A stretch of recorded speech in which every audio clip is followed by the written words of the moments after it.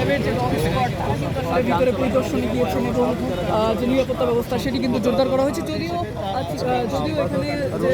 যানবাহন সেই যানবাহন চলাচল কিন্তু এই জায়গাটিতে স্বাভাবিক রয়েছে দর্শক, এবং যেমনটি দেখতে পাচ্ছেন যে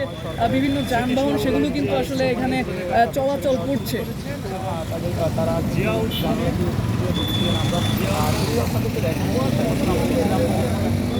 সড়কের অপর পাশে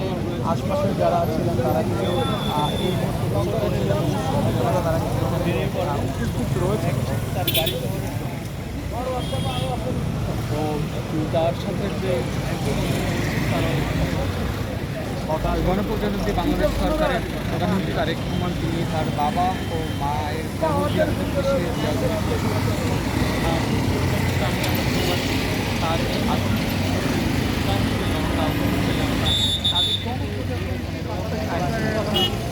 যারা দায়িত্বে রয়েছেন তারা নিরাপত্তা বিষয়ে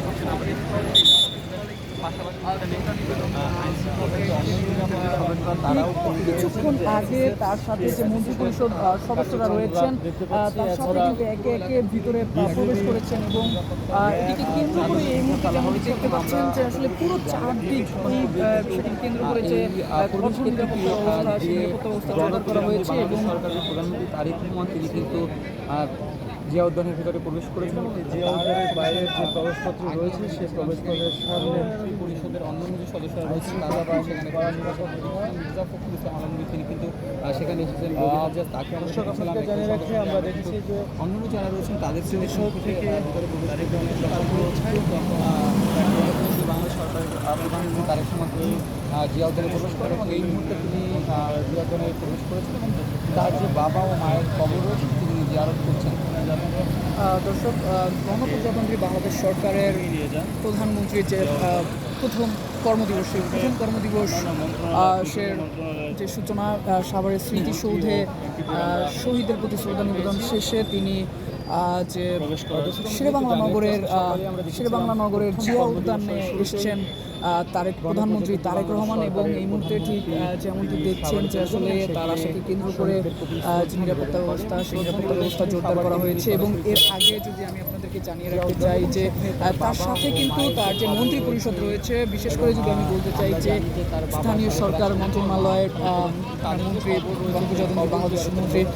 মির্জা ফখরুল ইসলাম আলমগীর, এছাড়া মন্ত্রী পরিষদের অন্যান্য সদস্য অর্থাৎ তার সাথে আমির খসরু মাহমুদ চৌধুরী, নুরুল হক নূর, জুনায়েদ সাকিব, ববি হাজ্জাদ সহ যারা রয়েছেন মন্ত্রী পরিষদের সকল সদস্যরাই কিন্তু আসলে আমরা দেখেছি যে আসলে তারেক রহমানের সঙ্গে অভ্যন্তরে অর্থাৎ জিয়া উদ্যানের অভ্যন্তরে প্রবেশ করেছেন, এবং সেখানে কিন্তু যে তারেক রহমানের প্রধানমন্ত্রী তারেক রহমানের বাবা মায়ের যে সমাধিস্থল সেই সমাধিস্থলে কিন্তু শ্রদ্ধা নিবেদন করবেন। এবং এই মুহূর্তে যেমনটি দেখছেন যে আসলে এলাকার যদি যানবাহন চলাচলের কথা আমি বলতে চাই যে স্বাভাবিকভাবেই কিন্তু এই এলাকার যে যান চলাচল সেটি কিন্তু আসলে চলছে। যে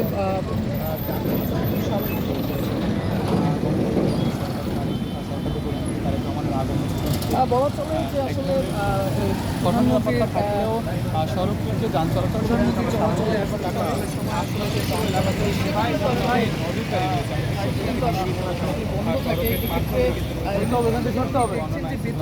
বিষয় হচ্ছে এখানে প্রধানমন্ত্রী সহ গণপ্রজাতন্ত্রী বাংলাদেশ সরকারের বিভিন্ন মন্ত্রীরা এখানে এসছেন, কিন্তু যে যান চলাচল অর্থাৎ যে যানবাহন চলাচল সেটি কিন্তু এই মুহূর্তে এখানে চলছে, স্বাভাবিকভাবেই চলছে। যদিও এক্ষেত্রে বিশেষ নিরাপত্তা ব্যবস্থা রাখা হয়েছে, পুরো চারদিক কিন্তু আইনশৃঙ্খলা রক্ষাকারী বাহিনী ঘিরে রেখেছেন এক প্রকার বলা চলে, এবং প্রচুর সংখ্যক বিজিবি, র্যাব এবং আইনশৃঙ্খলা রক্ষাকারী বাহিনী পুলিশ সদস্যরা, এছাড়া প্রধানমন্ত্রীর যে ব্যক্তিগত প্রধানমন্ত্রীর নিরাপত্তায় যারা কাজ করেন স্পেশাল সিকিউরিটি ফোর্স তারা কিন্তু এখানে কাজ করছেন দর্শক এবং অবস্থান করছেন। এবং ঠিক কিছুক্ষণ আগেই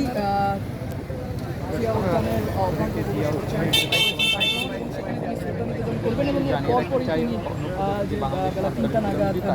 যে সচিবালয়ের সচিবরা রয়েছেন তাদের সাথে কিন্তু মত বিনিময় সভা করার কথা রয়েছে দর্শক। সাবেক রাষ্ট্রপতি ও সাবেক রাষ্ট্রপতি যে কবর রয়েছে সেই কবর জিয়ারত করছেন তারা।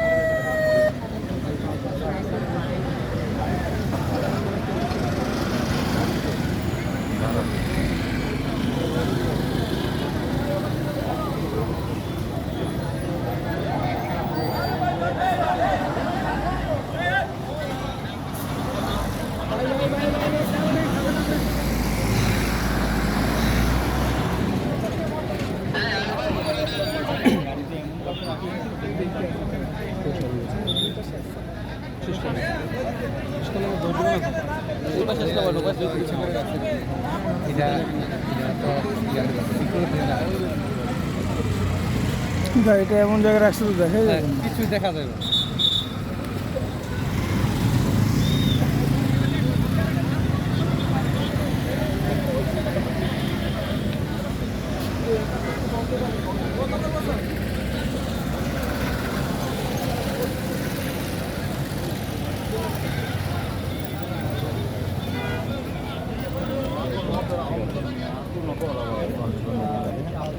কি করতে হবে না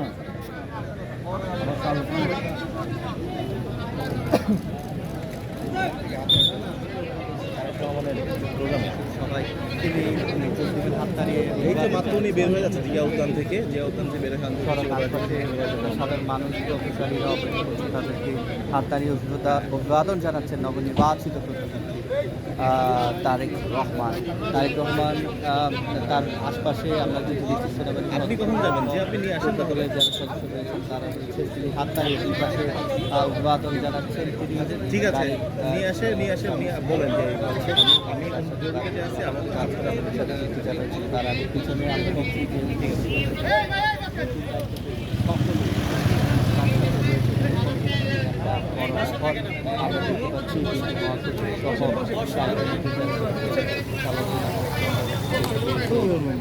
হাফিজকে দেখা যাচ্ছে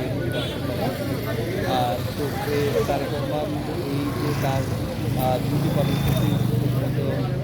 সাভারের জাতীয় হিসেবে জানানো এখান থেকে ফিরে এসেছেন কবর জিয়ারত শেষ তারেক রহমান গাড়িতে উঠেছেন বের হয়েছেন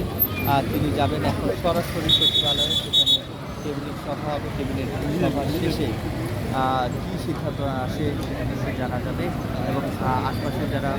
অল্প কিছু আশপাশ থেকে নেতাকর্মীরা যারা এসেছে তাদের যদি কোনো কর্মসূচি নেই তারা তাকে হাত দাঁড়িয়ে একটু অভিবাদন জানাচ্ছেন এখানে গণজমায়েত গণজমায়েত করার কোনো সুযোগ আসলে দেওয়া হয়নি গণজমায়েত করার কোনো সুযোগ মূলত নেই